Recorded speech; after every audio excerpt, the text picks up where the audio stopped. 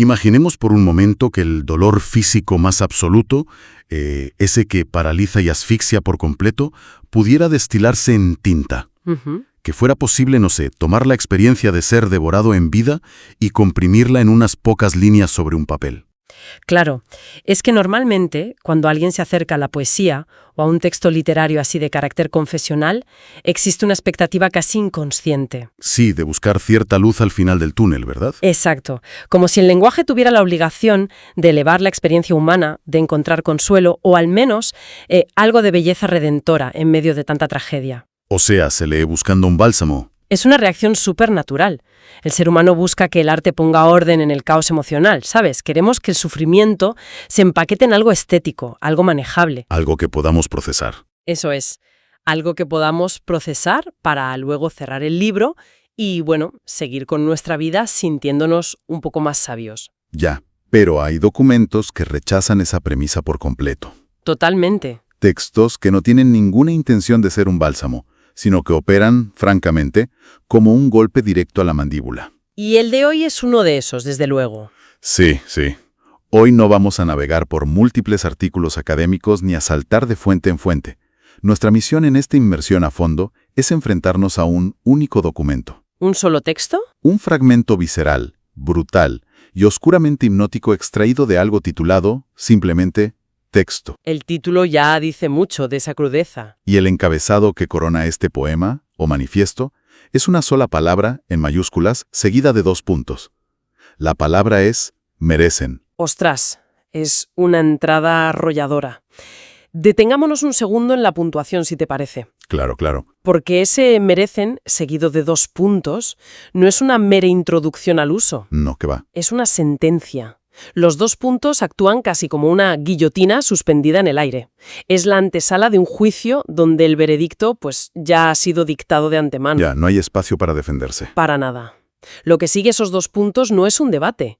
Es la lectura ineludible de los cargos y la inminente ejecución de la condena. Bueno, vamos a desgranar esto, porque la intensidad emocional, la selección de cada palabra y sobre todo ese giro narrativo drástico que nos arrastra, que nos lleva desde el sufrimiento más absoluto hasta la promesa de una venganza implacable, conforman una arquitectura fascinante. Es una barbaridad. Es una belleza oscura, casi tóxica, que te atrapa desde la primera sílaba de verdad.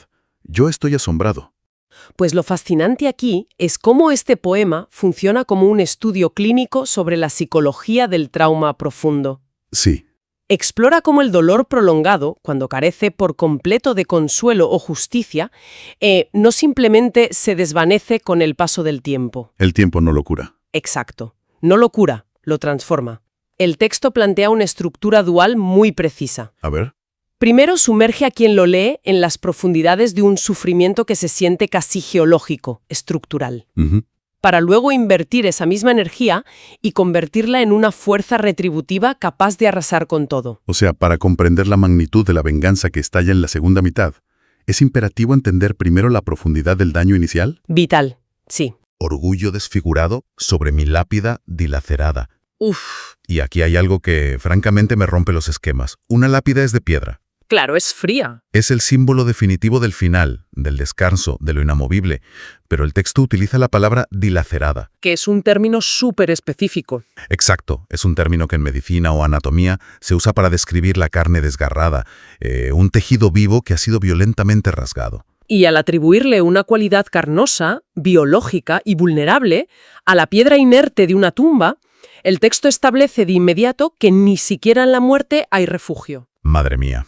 La herida trasciende lo físico y corrompe hasta el monumento que debería conmemorar a la víctima. O sea, la agresión ha sido tan profunda que ha destrozado el mismísimo símbolo del reposo. Exactamente.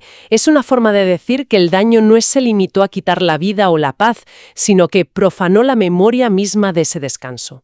Yo estoy fascinada con esa imagen. Y esa idea de la corrupción profunda continúa en la siguiente línea. Dice que, cito, la agonía de raíz, roída, envenena mis nostalgias.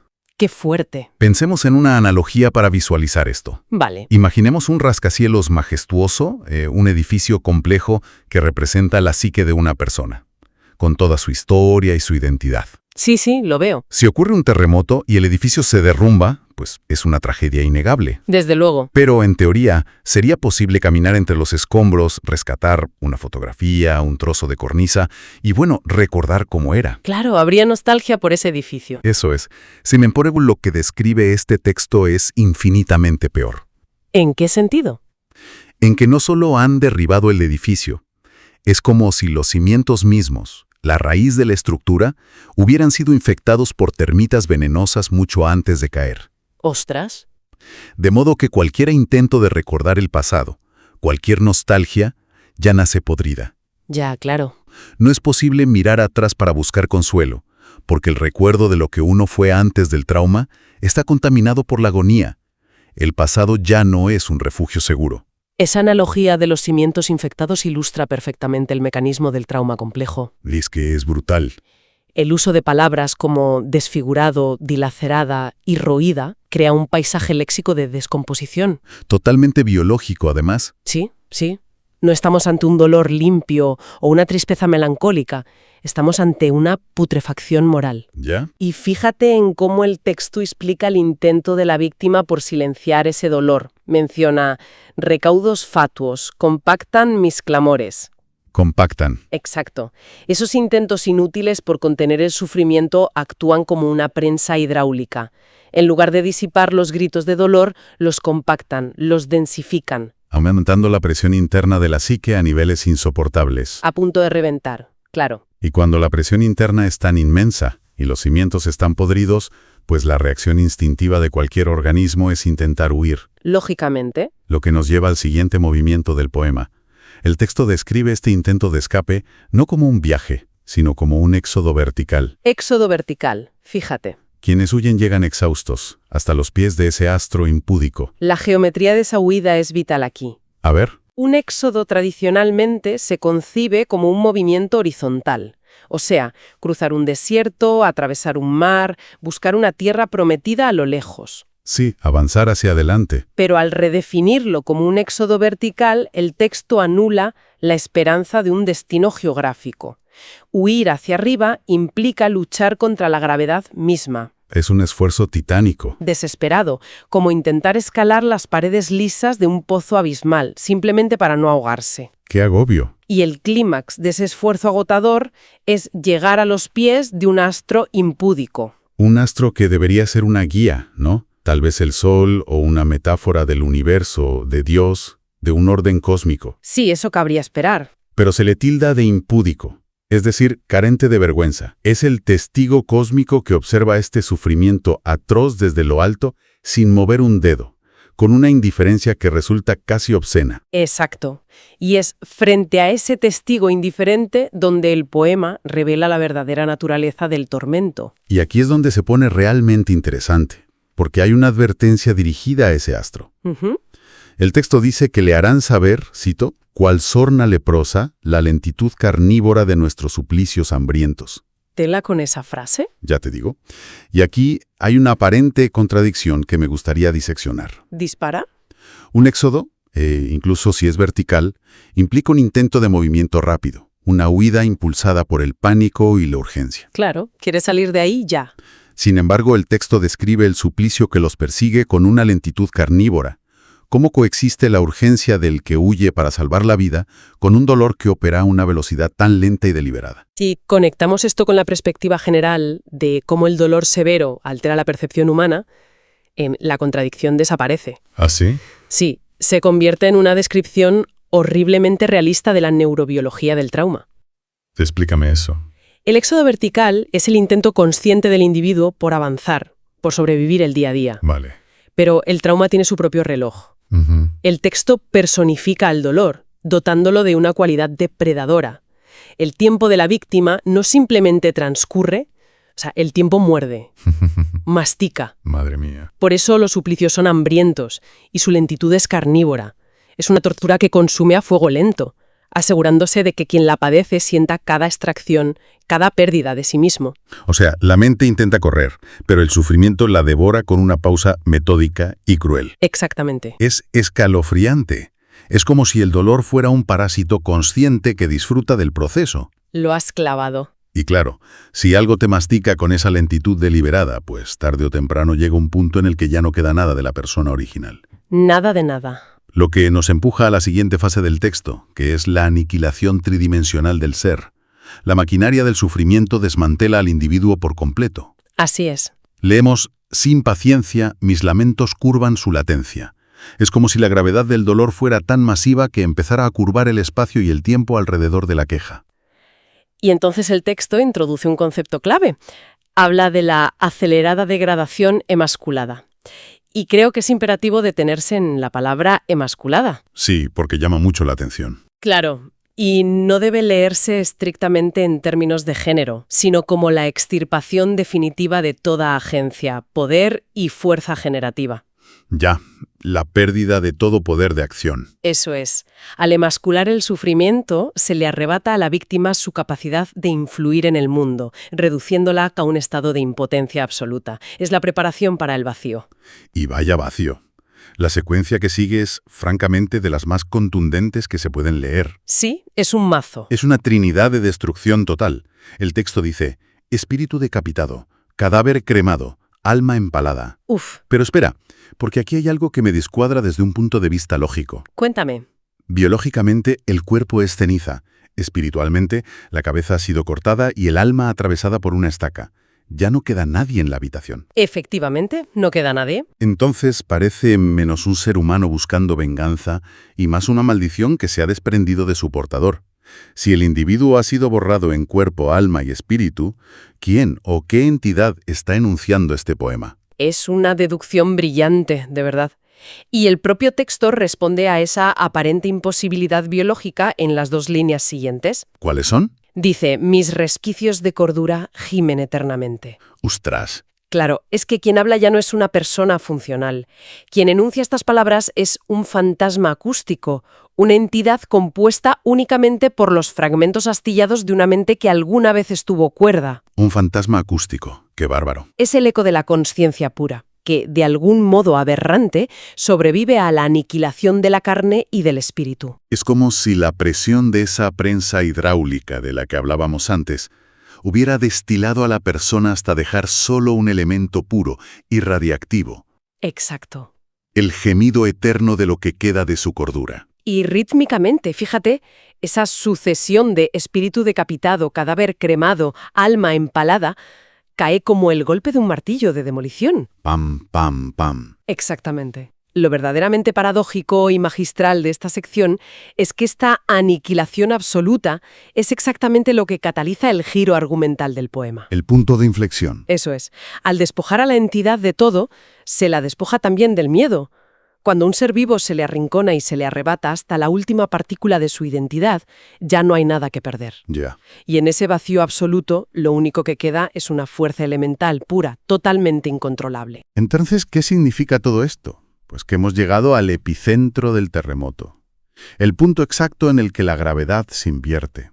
O sea, el texto cambia bruscamente de dirección. Completamente. La energía, que hasta ahora implosionaba, que se comprimía y se pudría en la raíz, de repente estalla hacia el exterior. El poema declara, ahora vindicta glotona. Ese ahora marca una frontera temporal infranqueable. Todo lo anterior, el sufrimiento carnívoro y la degradación emasculada, era simplemente la preparación. La antesala. Exacto. El ahora es el inicio de la ejecución de la sentencia que anunciaban aquellos 2 puntos en el título. Y fíjate en la simetría invertida, porque antes los suplicios que atacaban a la víctima eran hambrientos. Sí, sí. Pero ahora es la venganza, esta vindicta, la que es glotona. La analogía más clara es la del mundo animal de nuevo. Imaginemos a una presa que ha sido perseguida, acorralada y devorada lentamente hasta que solo quedan los huesos ensangrentados. Terrible. Sí, pero en un giro antinatural, esos mismos huesos se reorganizan, mutan y forman al depredador ápice definitivo. Ostras, qué imagen. Es que la sed de venganza no busca justicia equitativa, es glotona. Quiere devorar en exceso. El cambio de polaridad es total aquí. La pasividad del éxodo vertical queda muy atrás. El texto proclama, ahora este ardor acumulado caerá como lluvia inmensa sobre pasmados ingenuos. Como lluvia inmensa. Sí, toda la furia generada por años de agonía compactada ya no es una emoción humana.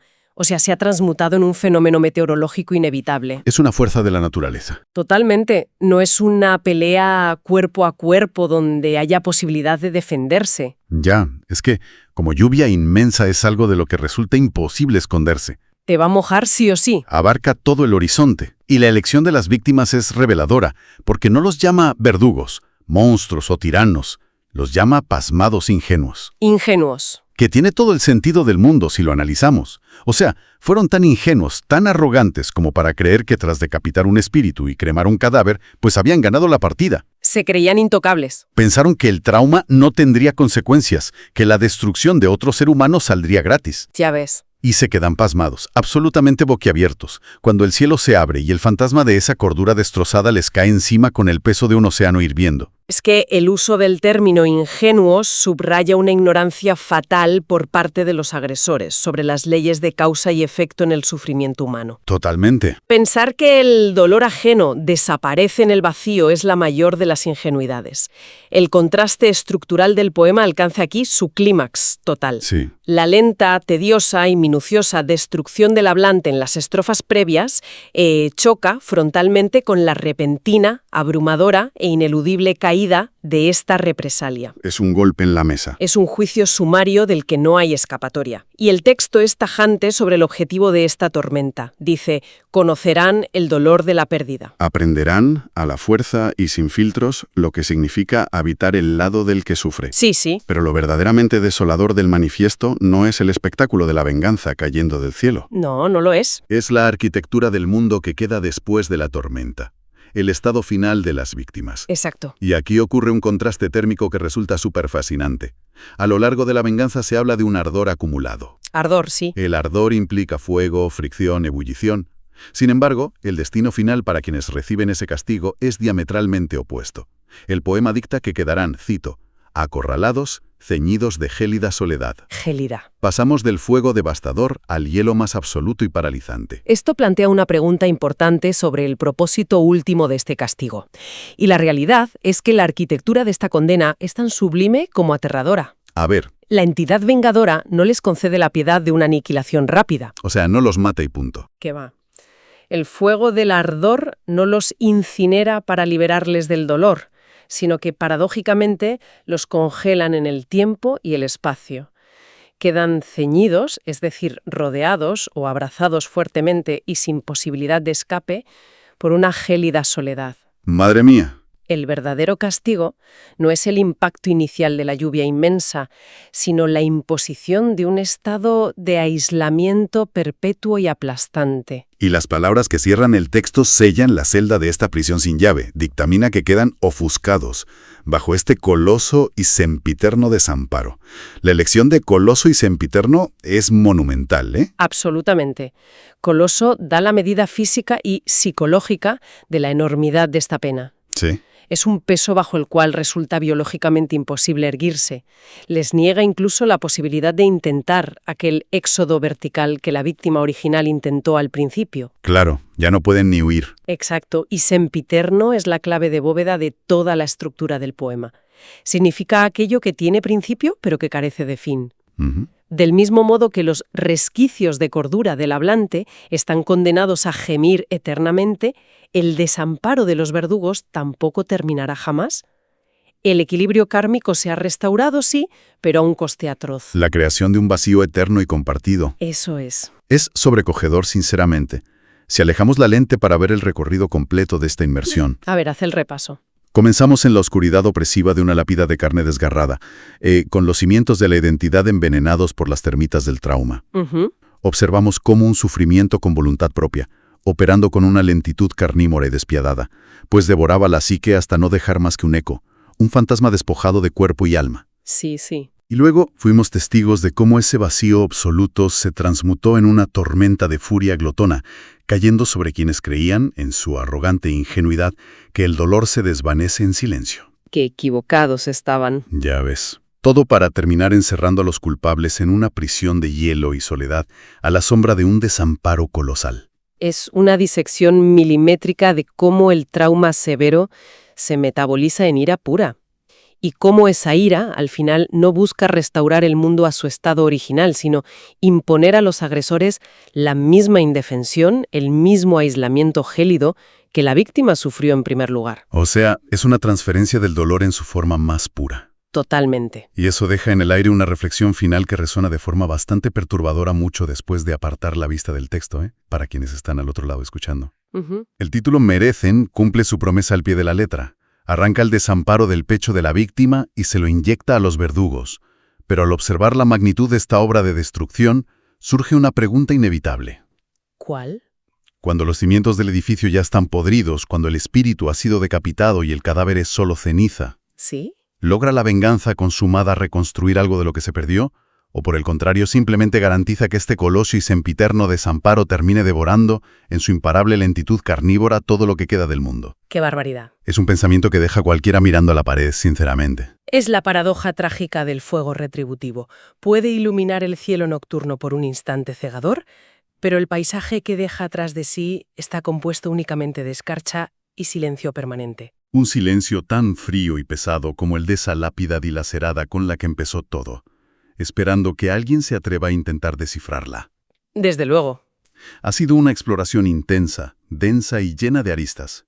Esperamos que este recorrido por las profundidades de la psicología y la capacidad expresiva del lenguaje haya resultado revelador para quien nos escuche. Yo creo que sí.